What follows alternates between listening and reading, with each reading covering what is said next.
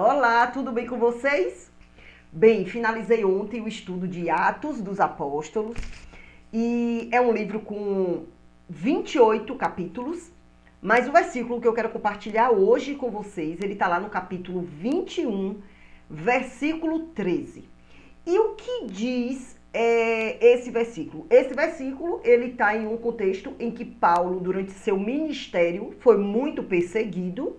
E em uma dessas perseguições e prisões em que ele foi submetido, ele respondeu o seguinte, nesse versículo 13. Então Paulo respondeu: Por que chorais e quebrantais o meu coração? Porque eu estou pronto não somente para ser preso, mas também para morrer em Jerusalém pelo nome do Senhor Jesus. E o que esse versículo me trouxe de reflexão? O que é que nós estamos prontos neste tempo para fazer em nome de Jesus? O que é que nós estamos dispostos a matar, a mortificar em nós mesmos para que o nome de Jesus seja glorificado e engrandecido? Quais são os nossos apegos? O que é que a gente não consegue abrir mão para servir, para honrar o nome de Jesus? Quais são os nossos atuais desafios? Porque assim, se a gente pensar no contexto lá dos discípulos de Jesus, eles foram perseguidos, eles foram presos. Situação a qual hoje não somos submetidos, né? Estamos em um país que temos o privilégio de falar livremente e abertamente sobre o nome de Jesus, sobre professar a nossa fé, que não era o caso dos discípulos. Só que hoje, atualmente, e o nosso contexto, né, de vida social, a gente é submetido a algumas situações em que a gente tem sim o conforto em falar em nossa fé, temos a liberdade e o conforto. O que que nos impede de professar a nossa fé? O que que nos impede efetivamente de servir a Jesus? Porque acredito que a maioria de nós acredita sim em Jesus. Mas qual é a distância do servir, do acreditar e do servir? Qual é a distância em somente acreditar e ser discípulo? Qual é a distância em apenas acreditar e ter uma vida entregue à vontade do Senhor, de colocarmos a nossa vida no centro da vontade dele, de abrirmos mão da nossa própria vontade, do nosso querer, do que a gente pensa e acha, das nossas certezas, para entregar a condução ao Senhor. Então, cada um de nós vai ter um desafio conforme aquilo que a gente pensa, acredita, faz, fala. Para a gente sair dessa distância do somente acreditar, a gente precisa passar para um outro patamar, que é o relacionar.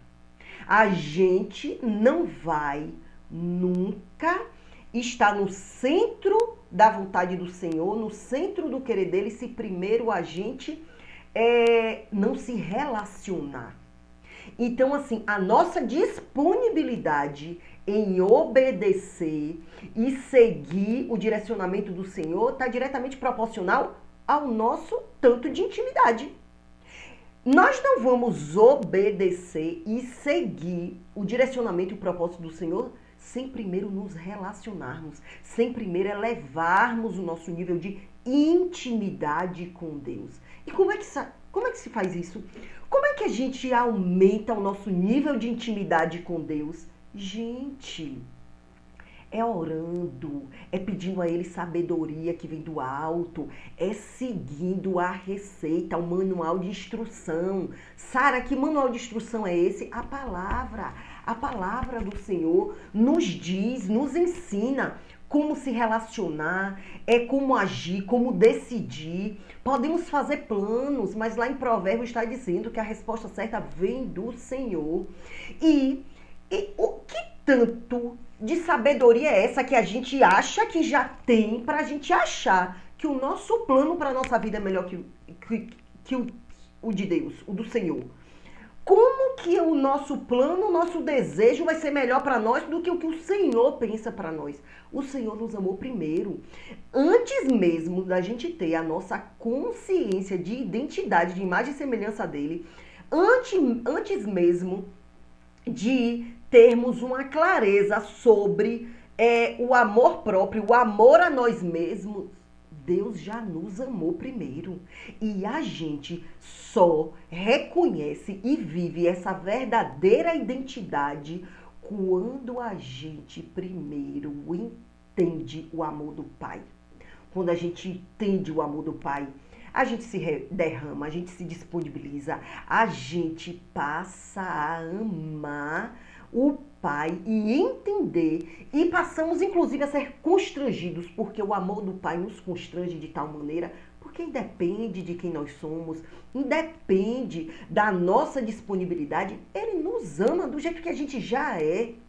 Mas hoje esse versículo de Paulo me trouxe uma revelação sobre a disponibilidade de Paulo. Ele está pronto não somente para ser preso, não somente para ser questionado sobre a fé dele. Ele está pronto para morrer pelo nome do Senhor. Então, se ele está disposto a isso, todo o resto é fácil. E nós estamos dispostos a quê? Qual é o limite? Existe um limite? Que limite é esse?